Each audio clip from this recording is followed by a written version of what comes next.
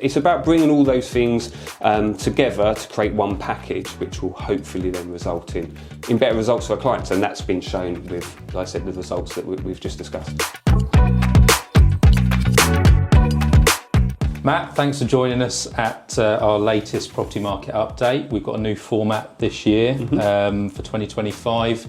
3 years of doing the previous direct camera, so we thought we'd do something a bit different, a bit more conversational. Yep. I'm going to press you on some questions and things like that so that we can give the audience a bit more insight into the property market. Sounds good.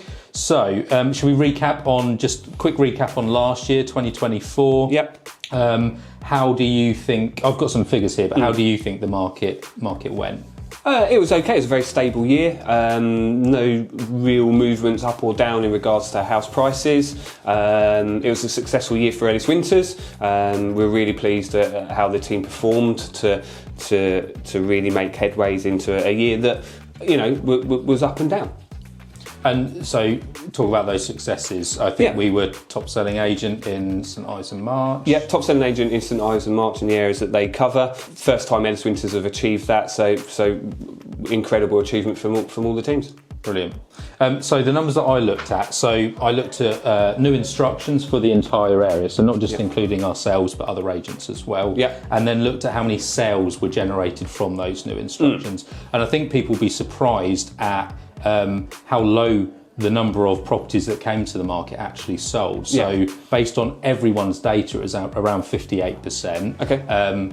We did perform better than that. So I'd like to kind of understand, what did we do in order to get a better result for our clients? Pricing is a key factor of those results, if that makes sense. So I think we were very hot first in regards to getting the value right to start with when going out to do market appraisals for clients, about evaluating where properties sit in the marketplace correctly, to generate interest firstly in the house, and then also working with clients with regular contact and seeing, look, do we need to make adjustments in pricing to make that work?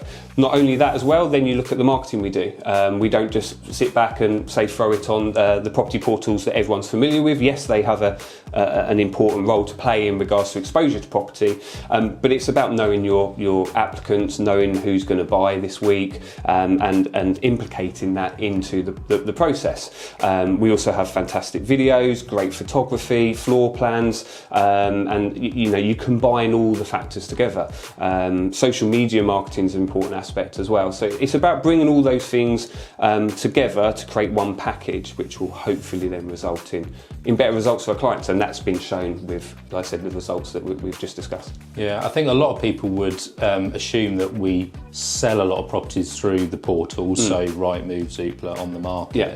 But in reality, whilst that does generate leads into us and we can talk to those buyers and register their details, it's often that's not the property that they first inquired on that they're going to buy. It's then actually our team suggesting properties and stuff that's coming on. Yeah, and we've got, for example, that lead comes from there. Exactly what you said, it is right. And the team will have other properties they can offer the client that might not even be on Rightmove. We've got properties that are marketed discreetly. Yeah. We might introduce to a client a property that we know is coming to the market. We haven't got the marketing material ready yet, but we know we can have viewings on that. So it's those portals are very important in regards to generating us new leads, but in regards to where the sales come from, that's when the team get involved and create those extra opportunities. And it's about thinking out the box sometimes. Yeah.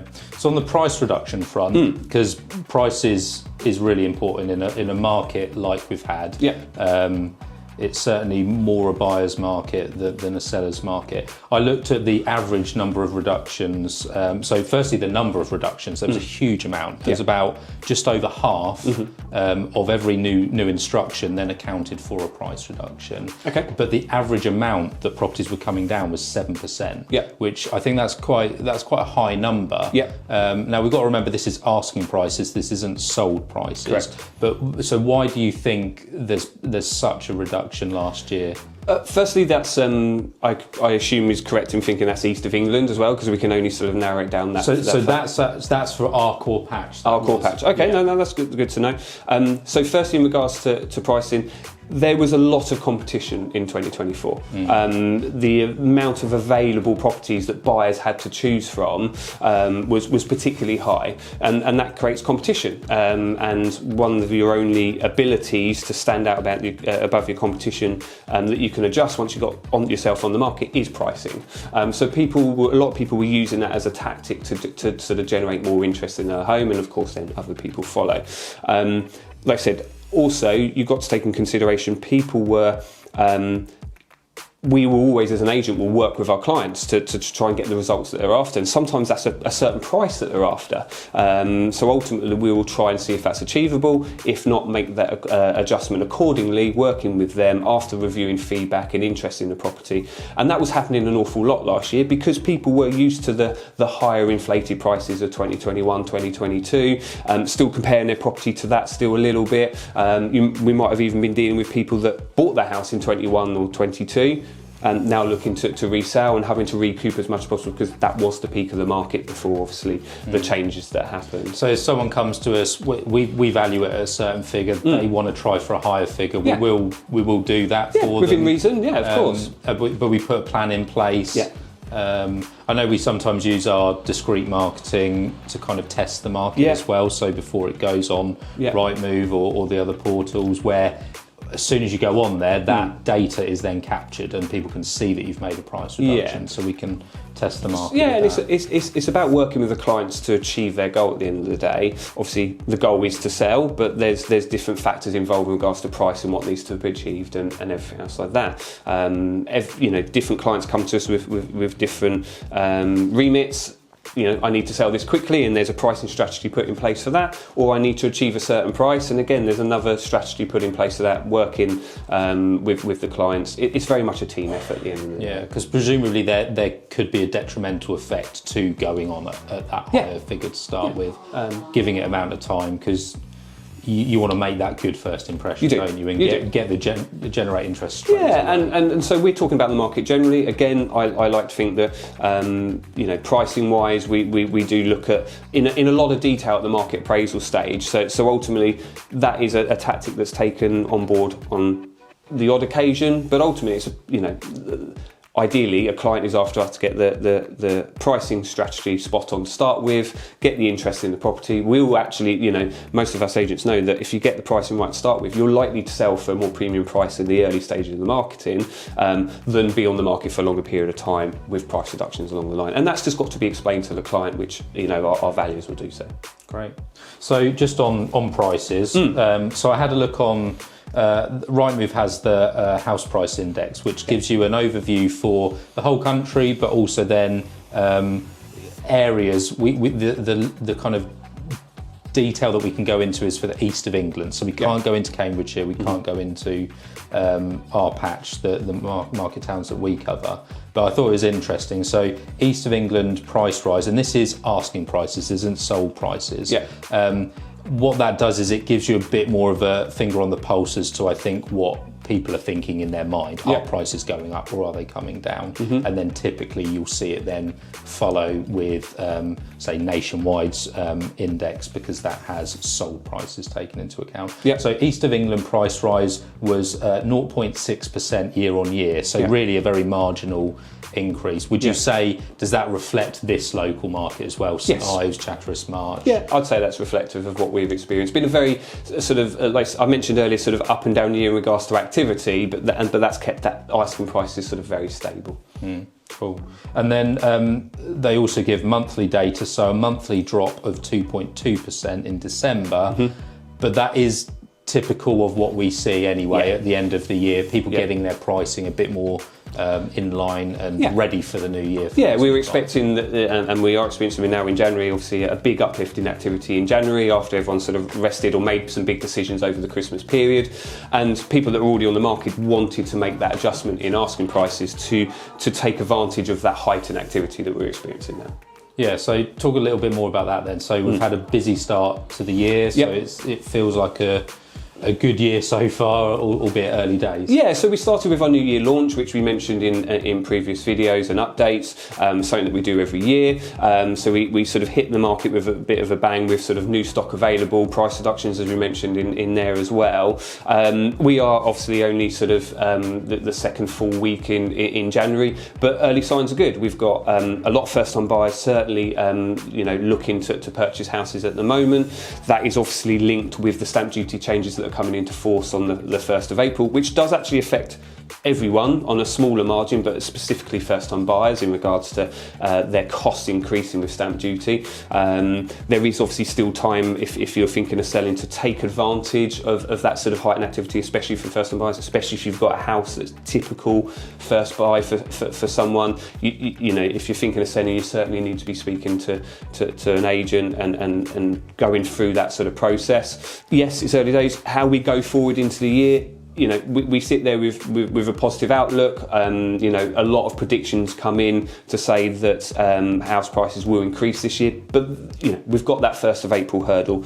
This will all be based on how aggressive the Bank of England are with their interest rates, what mortgage lenders then, you know, provide in regards to products in relation to those base rates. Does that feel like that's the main thing then that's affecting prices, is the affordability for people on borrowing? Yeah, I think it will remain quite stable if not a lot changes in regards to borrowing ability. If that gets a lot more competitive, you'll find that's then just reflective on you know, what happens to asking prices. So ultimately that balances each other out, because you know, you might be able to get a slightly cheaper mortgage product, but you're going to be paying more money for the house anyway. Sure. So you know, that's just the different factors that come into play. But there will be changes to the mortgage products going on out there. It's just about how aggressive it will be. There's a lot of people that will be ending 2-year and 5-year fixed rates that are a lot lower than what they're currently what they can currently be offered at the moment, and that will also bring more properties to the market. That will be people that decide actually they can no longer be in that property. Are you seeing that then? You're seeing people that are making a change because ultimately they bought big expensive house and were able to do that with 1 or 2% interest rates. That's very different prospect if you've got a 4 or 5% interest rate, and that you know, they're conversations we're having with people. So just going back to first-time buyers, so what changes are happening for them? So the biggest change on the 1st of April is the thresholds are changing. So as a first-time buyer, you benefit from not paying any stamp duty up to £425,000. That is reducing down to £300,000 as of the 1st of April.